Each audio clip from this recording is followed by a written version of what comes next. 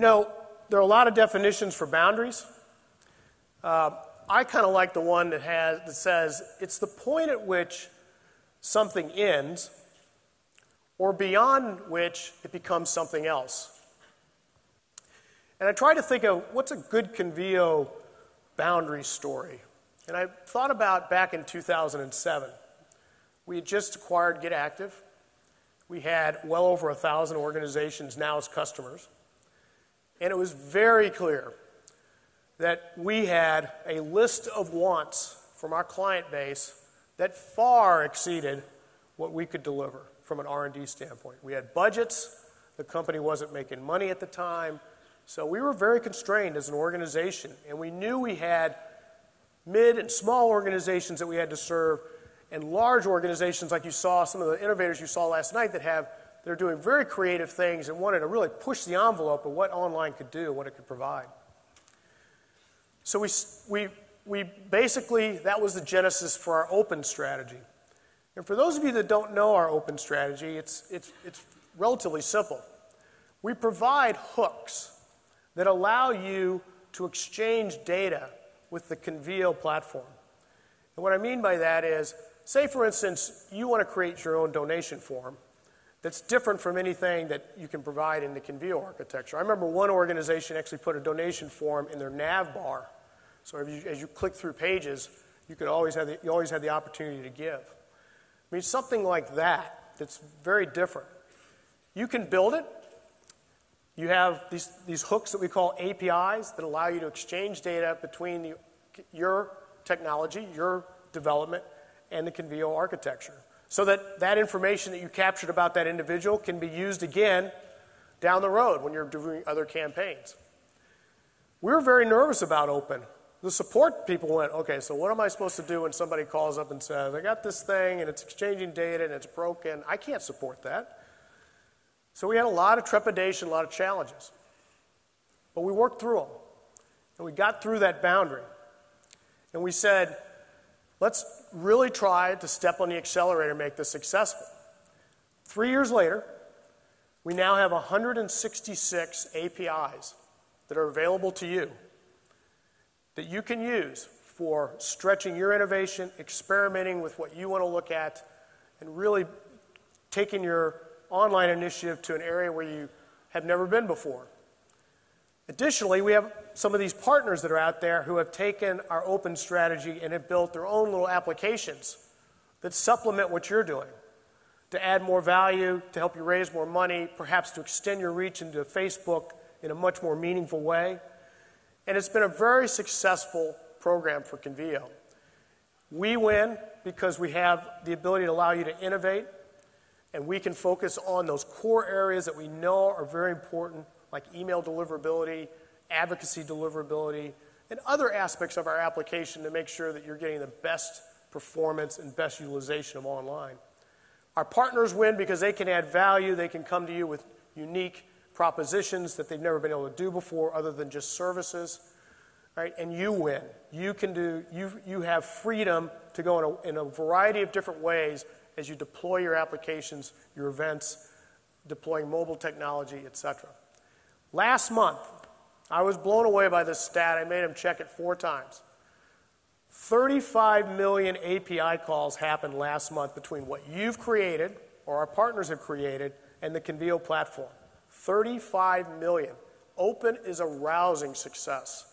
And it's something that I think we are very unique on, and that we give you that kind of flexibility and that kind of capability under the Convio roof, if you will.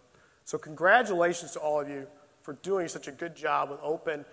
One last thing. We now have the ability to download or share your innovations. At open.convio.com, you can check it out, and you can post or download what your innovation is, and other people can share with you. We're trying to create an exchange of innovation. So take part in that. There's already a number of items out there for you to have fun with. When you turn the boundary concept to the sector, you know, the real hot topic, at least in conversations we're having with you, is around integrated marketing. Big term. What does it mean? Simply put, It's the concept of really integrating what you're doing online with other channels of marketing. When you look at it today, we're not doing a great job of that. We have offline programs and online programs, and they're not managed in a cohesive way, kind of two ships passing in the night sometimes. So we've been spending a lot of time on that, and we've been talking to a lot of you about why is that happening? Why is integrated marketing so tough? And it comes down to really two things. One is, most of you will say that your organization structure is not set up for how the future is unfolding. And the second is, providers of technology and solutions, we're not doing our job. So when you think about organization structure, here's generally what you see a lot of times. Very siloed organizations. Direct mail team, major gifts team, and then when Convio comes along, oh, we need an online team. All right? And as more channels come about, they keep getting appended. And these silos continue their programs and yet aren't leveraging each other well at all. In fact, if you look at this slide, you can see these are all the channels out there. And I, by in no means, am saying all these channels are very useful and you should be involved in all of them. But you should certainly be in a position to say this is an opportunity versus chaos. And if you're organized around silos to where you're working very independently, it's really hard to look at adding more work or more channels in a cohesive way. At the same time, constituents are changing. This is a slide from our next generation of giving, the research project we did this winter. And it tells an interesting story.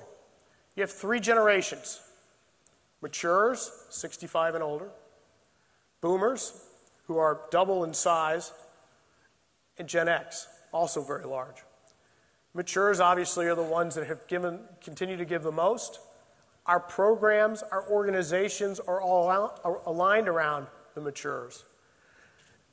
And yet you have these big populations coming or getting involved, boomers and Gen X, that are, as you can see on that second bar, decidedly oriented, or third bar, second and third bar, oriented towards multi-channels.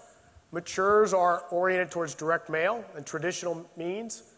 Boomers and Gen X are now oriented more towards social media, mobile technology, certainly email. And so you have this changing landscape. And yet, organization structures, technologies, especially donor database, are oriented towards the maturers and not well set up to be successful moving forward. We've got to change that. We already know. We've done research. We already know that online, used effectively, makes direct mail more effective. We already know that, and yet we're struggling as a sector to make that happen and measure it in a cohesive way.